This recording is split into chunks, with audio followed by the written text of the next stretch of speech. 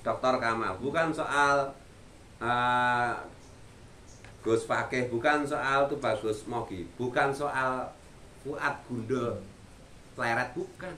Ini soal kebenaran. Jadi Kiai Imad tadi sudah menyampaikan, berpihalah pada kebenaran, bukan kepada orang. Dan kita semua itu tidak penting untuk disebut atau tidak disebut. Dan memang leluhur-leluhur kita sudah terbiasa berjuang dan tidak pernah disebut sebagai pahlawan, ya kan gitu ya.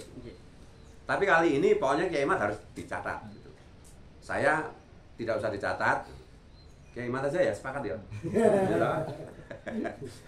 Karena memang beliau yang pertama kali mengungkap ini dengan secara akademis, dan saya bilang sampai kiamat pun. Dulu saya belum bertemu dengan Kiai Imad, saya hanya baru melihat reviewnya Syafiq Hasim di channel Cokro ya. Saya bilang ini langsung saya posting di YouTube. Sampai kiamat pun tesis Kiai Imaduddin tidak akan bisa dibantu. Karena memang sebenarnya kita semua kan menunggu kesaksian secara akademis seperti ini. Tapi sebenarnya syaratnya bukan begitu. Gimana? Syaratnya itu saya bertanya kepada Prah Mataram juga. Siap. Muridnya cucunya Mbak Idris Jamsaren Sunu. Kita tulis Pegon, tulisan Pegon. Beliau S2 S3-nya di Jerman, istrinya Yahudi Ashkenazi. Saya bertanya kepada beliau, siapakah sebenarnya Pak Alawi itu? Orangnya ketawa ngakak-ngakak orangnya, karena istrinya Yahudi Ashkenazi, ya kan? Dia sudah tahu kalau mereka ini sudah diakui sebagai keluarga besar Yahudi. Dari energinya Yahudi yang membongkar siapa keluarganya ke Mataram, ya kan, ke Madura, Dr. Yardo, dosen UIN Surabaya, terus ke Bapak Temuito Banten, terus ke Kiai Imad. Yang Banten itu belakangan sebenarnya. Itu kesimpulan. Jangan keliru. Saya dulu ini. Tapi Panglima Perang. Ya. Tapi semuanya tunduk di bawah Kang Mas Fuad. Soalnya bisa Ngapel. Saya jadi ingat ini. Gus Fakih ini kan punya orang tua angkat Pak Alawi. Saya itu saudara saya yang Pak Alawi banyak. Di sini itu setiap hari dulu Pak Alawi beredar. Mungkin kiai-kiai itu karena ikatan-ikatan yang seperti itu membuat pekewo. Padahal Rasulullah bilang sama Sayyidina Umar, belum sempurna imanmu kalau kamu masih mencintai apapun melebihi cintamu kepadaku. Rasulullah di sini kan kebenaran. Jadi mari kita singkirkan semua kepentingan psikologis kita untuk kebenaran.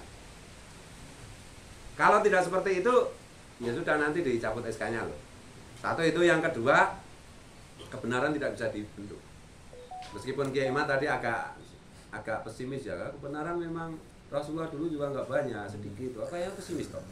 Padahal netizen hari ini, boleh nanti kita minta tolong lembaga survei untuk mensurvei ini. Pro kita atau pro Pak Alawi? Yakin saya lebih dari 75% pro kita. Amin. Jadi kalau mau menang ya ikut kita lah. Karena kebenaran itu pasti menang. Oh iya, ada contoh kecil. Ada orang dai populer banget. Dai populer banget, setiap dia ceramah itu ribuan orang ngumpul. Karena gula 1 kilo, saya tegur, dia ceramah, nggak ada 200 orang datang sejak saat itu. Dan itu nyata itu. Nah, Pak Sigit tahu lah. Tapi nggak usah saya sebut namanya nanti. Sakelah. Sopo nanti dia tobat terus minta dibayar lagi sama Kiai Imad kan ya. Kita kasih kesempatan karena masih ini belum kiamat ini.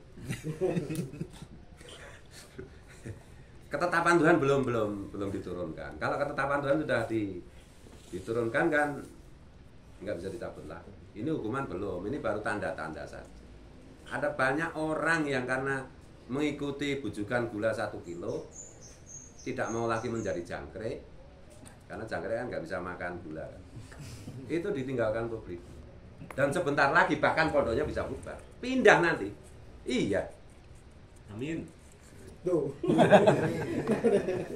Ini dulu kalau Kedem siap, Fuad, kamu sama teman-temanmu yang bocil-bocil lu siap.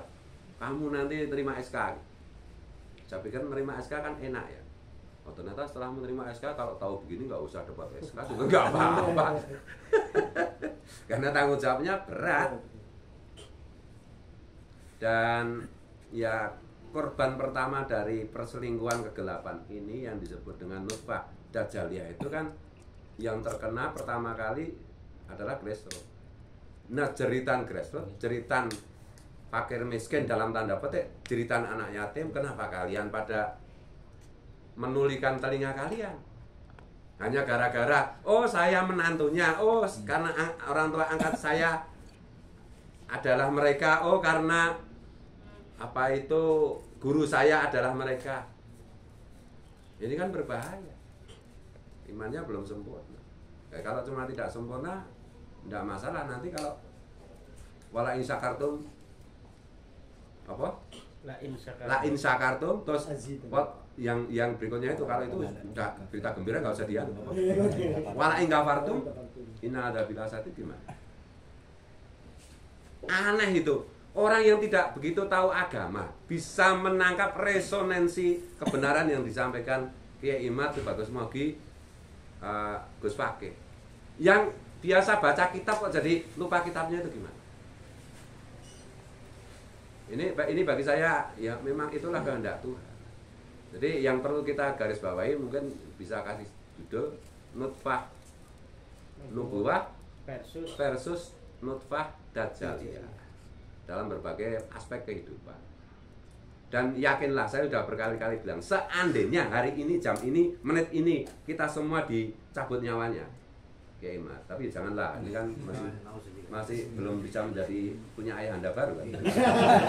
Seandainya itu sebenarnya kita sudah menang. Sudah menang karena jejak digital nggak akan hilang dan generasi yang ada hari ini dan yang akan datang semua sebenarnya sudah menangkap resonansi. Sebenarnya kita itu langkah berikutnya itu hanya mengasihani para kiai, para ulama yang belum mau sadar. Kita itu memberitahu, menasehati maksudnya apa? Jangan sampai mereka dicabut SK-nya. Kalau saya memandangnya itu kiai. Jadi dan saya bilang berkali-kali bahwa apa yang kita lakukan itu kan mendunia. Tapi meskipun demikian, kalau masih butuh konfirmasi, masih belum percaya, kan berkali-kali saya sampaikan, Kiai Imad dan teman-teman, kapanpun, dimanapun, siap berdebat secara terbuka untuk menunjukkan mana benar, mana salah. Tapi tidak akan pernah mau kalau dipanggil atau pertemuannya itu tertutup. Dan saya siap memfasilitasi. Kebetulan kemarin ada teman, Pak Kiai, kalau Kiai Imad kan pasti siap dan teman-teman. Kalau kelompok seberang itu siap untuk berdiskusi, mau berapa hari, mau di hotel mana, saya akan fasilitasi semuanya. Gitu. Sampai segitunya. Itu keturunan Sultan Hasanuddin yang belum. Tapi Nyuwun Sewu, ya. berdiskusinya kita lebih